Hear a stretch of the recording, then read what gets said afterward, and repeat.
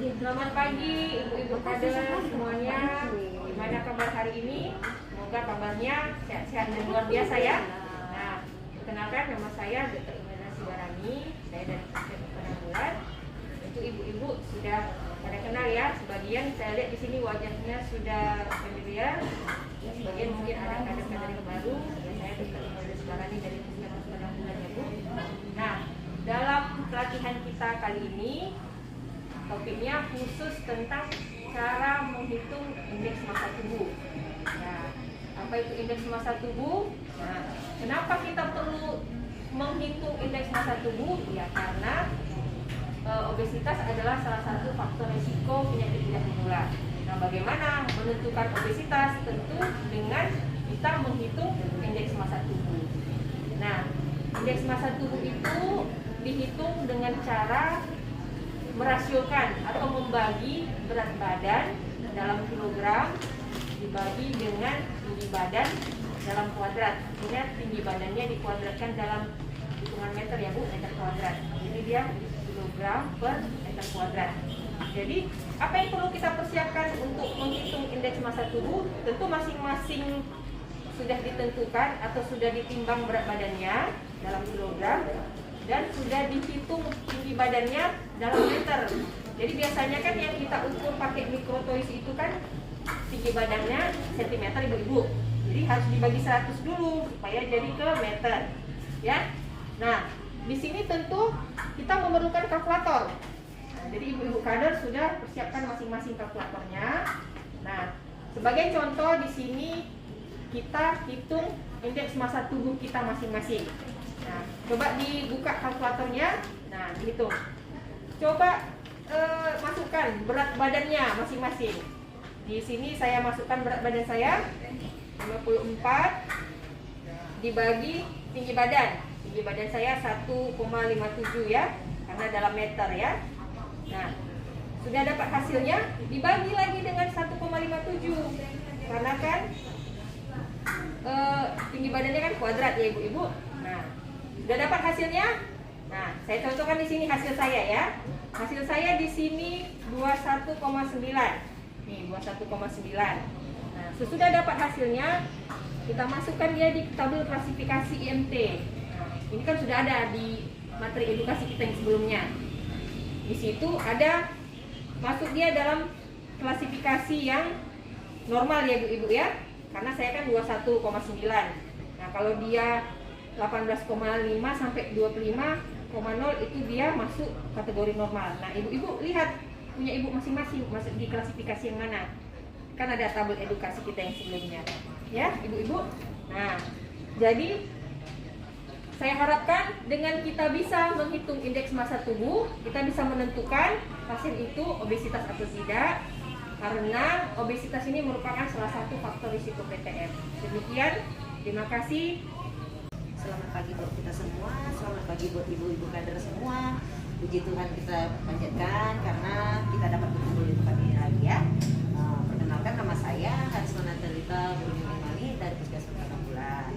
Nah, di sini saya memperkenalkan ini. Semua pasti tahu ya ibu ya, ini apa? Ini tensimeter digital. Nah, ini yang kita lakukan nanti pasti untuk di lapangan harus ada ya bu ya. Nah, jadi di sini kalau kita pemakaian ini pasti harus ada orangnya yang harus ke depan. Ayo ibu kader, salah satu boleh masuk maju ke depan ya. Oke, selamat pagi ibu. Nah, kita coba ya bu ya untuk detensi. Oke ibu boleh bersandar, kakinya dicecah di lantai. Oke, di sini saya akan memasangkan mansetnya ya ibu ya. Nah, posisi manset seperti ini ya ibu ya. Tetap remedial ya di sini ya. Oke. Jadi di sini kita coba dulu ya ibu ya. Oke, start. Kita tinggal tunggu ibu pasiennya tarik nafas, jangan bicara dulu, tarik nafas. Buang, tarik nafas, buang. Tetap di posisinya ya ibu ya. Oke, kita tunggu supaya kita lihat ibu ini tensinya bagaimana. Dengan posisi seperti ini biasanya tensi pasien akan normal. Nah, jadi di sini kita tidak boleh mengajak pasiennya untuk berbicara kalau lagi di tensi ya ibu ya.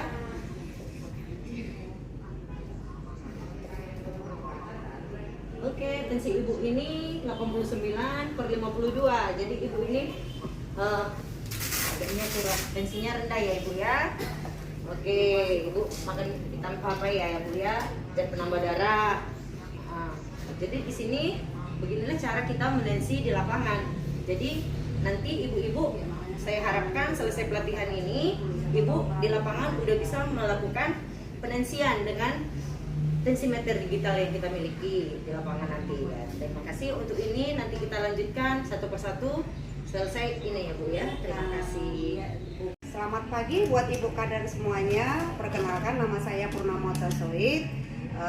Saat ini kita akan belajar melatih ibu-ibu di sini bagaimana cara memasukkan data pasien yang datang ke Posyandu PTM tadi ke dalam aplikasi namanya Asik.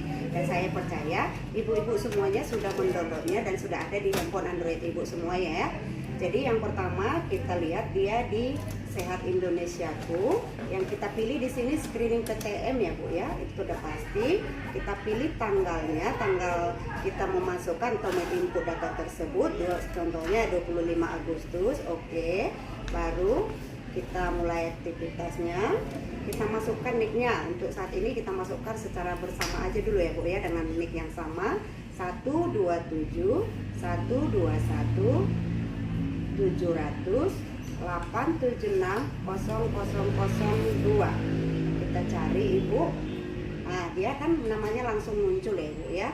Jangan lupa kita buatkan juga nomor handphonenya ya. Terus habis itu status pekerjaannya. Habis itu kita simpan.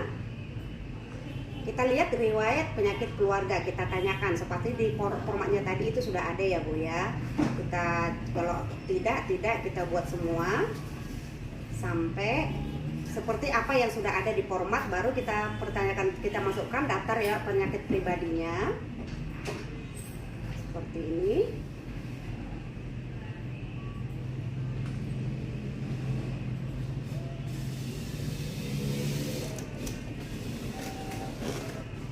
Terus habis itu di sini pertanyaan selanjutnya, jangan lupa ya bu di scroll lagi ke atas, faktor risiko media merokok.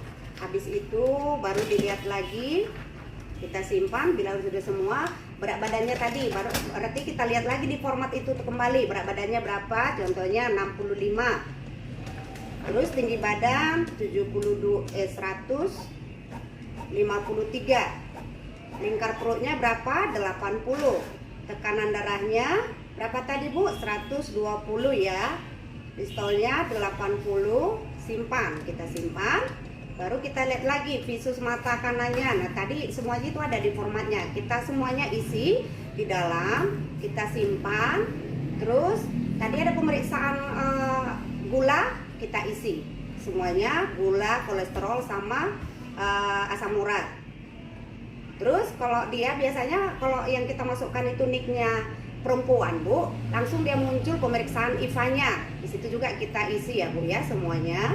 Terus hasil pemeriksaannya, setelah itu ini semuanya udah muncul hasilnya, baru kita simpan ya. Seperti itu nanti data-data yang sudah ada di Posyandu kita masukkan, sehingga ibu-ibu pintar untuk kedepannya dalam mengaplikasikan aplikasi Asik tersebut. Itu mungkin nanti di dalam Posyandu PTN kita akan lebih lagi belajar. Mungkin saya percaya di awal-awal ini mungkin ibu masih belum cepat ya, tapi dengan seringnya kita nanti melatihnya pasti kita akan bisa dan mampu. Itu aja mungkin yang dapat saya sampaikan. Kalau ada pertanyaan, terima kasih. Dan buat kehadiran ibu-ibu dan perhatiannya saya ucapkan terima kasih. Selamat siang.